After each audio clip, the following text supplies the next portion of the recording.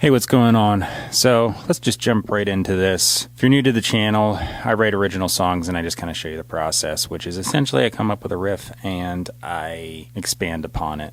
Pretty much it. So I have a general song outline in my head, which is like a song structure. So it's usually just like an A and B section repeated 3 times. I'll do the guitar, maybe a few overdubs, do the guitar solo, do the bass, drums, and vocals, typically in that order. This is original Christian rock. If you check the link in my description box, actually, the first one you're going to find, which is a recent addition that I've been doing, is a church in Glendale, California called Faith Center. And it's pastored by Pastor Melissa Scott, and it's super incredible, accurate Bible teaching, unlike anything you're probably going to see anywhere else, because most people just have like an agenda and they don't know what the heck they're talking about. This is like go through the original languages, decipher it, get the exact translation, exact meaning that the writers were going for, and it's awesome. But I digress for now. I got my template open. I got a drum loop on here just for the sake of keeping time, so don't think that's permanent. I'm going to play a real part later. Left guitar sound, I'll do the right after this. Gets, stereo guitar type stuff going. I don't know. Anyway, I have this riff for the verse, which is... Oh, crap, I forget.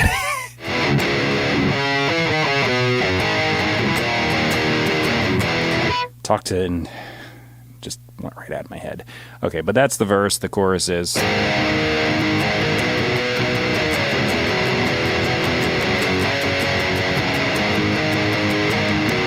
Easy stuff. So, yeah, here I go.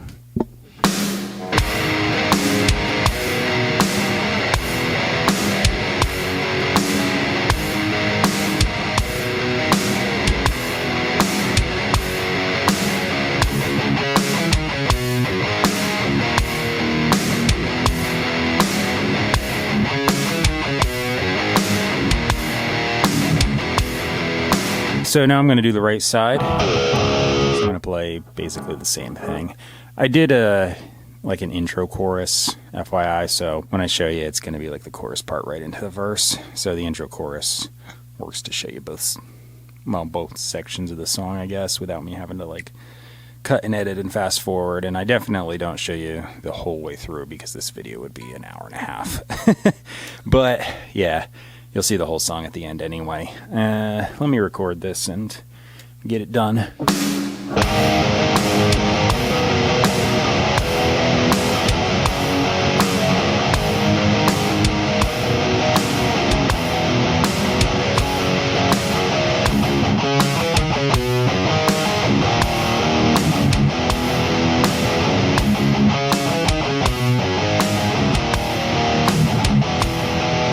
I'm going to do an overdub just to make the chorus sound a little bit more interesting. So since I'm doing that B9, granted I'm tuned down a minor third, so it's not actually a B9, but it's in the position of one. So it's actually like an A flat. But anyway, probably just do octaves. So I could start here. So do that over the B, jump up to the A, over the D, major,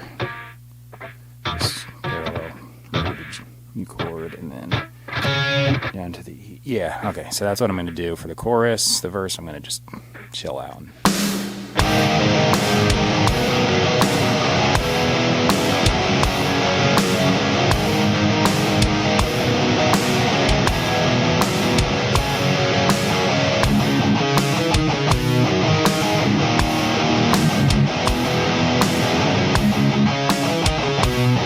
I'm going to do an easy lead part, so what the heck do I want to do?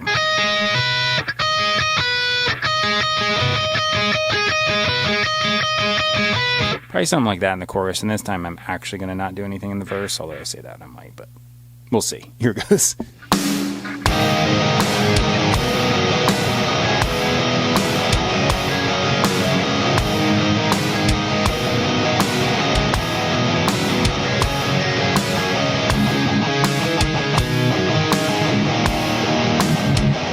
That worked out. I'm going to improvise a guitar solo. So, yeah.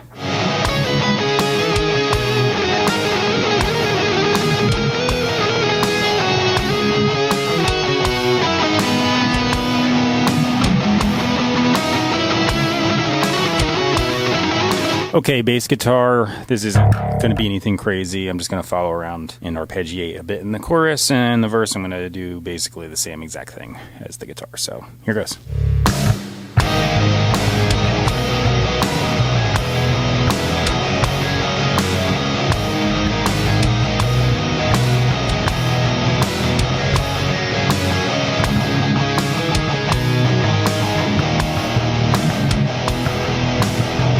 All right, I wiped out the drum loop. I'm going to sit down and start tracking the actual drum part.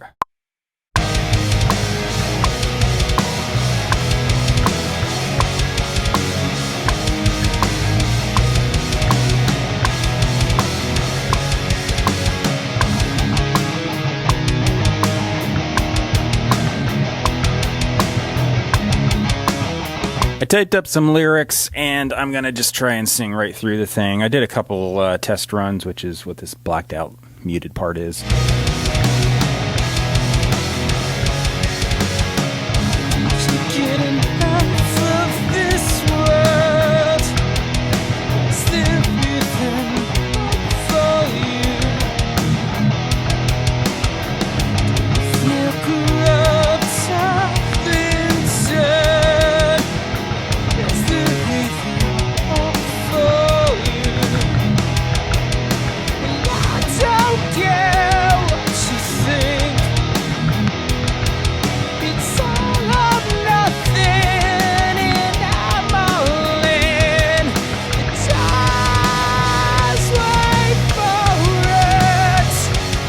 I made it through. Technically, I had to do 2 takes there. The last chorus, when I came in after this solo, I kind of like went, because I had a little bit of the cough thing going. So I had to redo the end. But I made it through the rest, so I can just edit that so it looks like nothing even happened after the solo. I'm not going to do any harmony parts, so I'll just leave that as it is. I throw compressor EQ and verb on, but I track dry just because it's weird in my headphones to hear myself in a big cave and super squashed. But it sounds good on the track. Song is going to be mastered, lined up with the video. You're going to see that right now.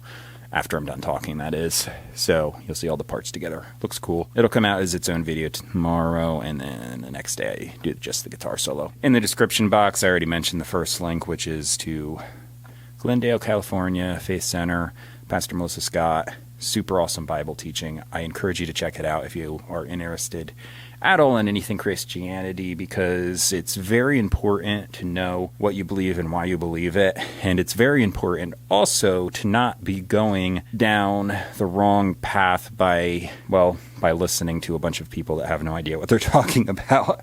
So most of the things that the church does now are things that are imported from people's ideas and doctrines that they tack on. They have nothing to do with what is actually mentioned in the Bible. The way that salvation works in the Bible is simply by faith. The only way to please God is by faith. And a lot of people think they're going to do things and do works, as you'd call it. Or they think that faith is like a one-time thing, and then after that you just go right back and you don't pay any attention to anything at all anymore. It's not that superficial, and it's also not something you can do yourself. The basic idea is that what Jesus did was to pay for everyone. He essentially paid for all of us with his blood. We're all in a sinning state. We're that way the second we're born. And I'm not talking like original sin like the Catholics. What I'm talking is ever since the very first people fell, we have been in a sinning state. We're all born into that nature, and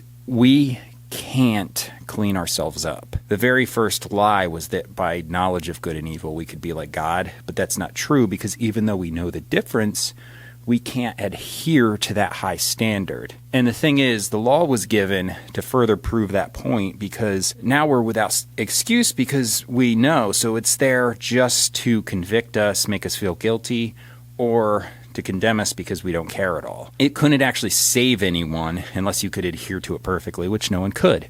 So Jesus did that because he was God incarnate and he was able to. There's such a thing as a kinsman redeemer built into the law, and then a whole bunch of other types and shadows, which I'm not going to get into. But essentially, Jesus had what was necessary to pay for us because he didn't have that sinning nature. He didn't have that debt. So he died willingly on the cross to pay for us. He took our punishment, and I'm having trouble speaking now. Yeah, he took our punishment so we can slide out from under the law because God will look on us as if we're his son as long as we have that faith. Faith is the connection by which the Holy Spirit is going to travel, start changing you from the inside out. So you don't have to clean yourself up or change yourself, change your behavior, change anything about yourself. You just put your trust and your faith in God and in the redemptive work of what Christ did on the cross. He finished it. It's paid for in full. You just have to look to him in faith, and God will start changing you. It's the power of God that changes you, not you changing yourself. So no matter what you think your situation is, if you trust God, you're forgiven, and you hold on to that promise for the rest of your life. Keep walking in faith. Don't drop it. The original language has faith as a verb, an action verb in the ongoing and continuous state. You have to keep holding on to that promise and acting on it, which I don't mean like going out and doing a bunch of stuff for yourself, but you're living your life as if this is coming to pass. This is true. God's promise is the only thing, and you're going to hold on to it. That's what I mean by action. You're holding on to that promise. God changes your very nature, and you start to be molded into the image of Christ. It's an ongoing process for the rest of your life, though, so don't think you're going to be sinless or anything like that, because that's preposterous. We're in a sinning container. God's nature in you is sinless, but you're not. But you will start to put less importance on the thing of these, or on the things of this world, and more importance on the things of God. And as that happens, you'll be conformed into that image of Christ, not losing yourself so much, but becoming the you you're meant to be, that God created you to be. So it's very much just you trusting God implicitly, having a relationship with God and trusting God permanently. So don't think it's like, oh, I just say the little thing, do the little dance, and then I'm saved. Doesn't work like that. You have to keep trusting God. And it's also not a matter of you cleaning up and doing good works and doing all that kind of stuff. It's you trusting God. God will work the change in you. And as that change happens, the fruits of that are what God's looking for. So it's God doing the work. You're just faithing in him and forcing the word into a verb. Anyway, that's kind of the teaching that comes out of this church, and very descriptive, accurate translations just to make sure you understand completely, and getting rid of all the traditions that people tag on, because all of that's nonsense. You're not supposed to have those traditions. They make people either rely on those rather than God, or they make people judge each other, which if you're trusting God and you have that faith connection, you're a Christian. End of story. And if someone says you're not a Christian because you do whatever behavior or dress a certain way or talk a certain way or do certain things, they are the ones who have a problem, because they're looking at the exterior, not the interior. You need to just trust God. Don't let anyone judge you, and don't judge anyone. So whatever you think your sin is, it's between you and God. You trust God. Period. God will work with you where you're at. So if you have interest in it, trust God, walk in faith, you're forgiven. It's that simple, but it's also very difficult for people. So, hey. Anyway, though, the description box is also going to have a Linktree link where you can purchase and stream my music. I got a lot of it. I also have the lyrics to the song, which it's Christian rock, so you can figure out what it's usually about. Anyway, don't forget to subscribe, like, comment, share, and I'm going to go to the gym and kick my butt. So, yeah. See you later.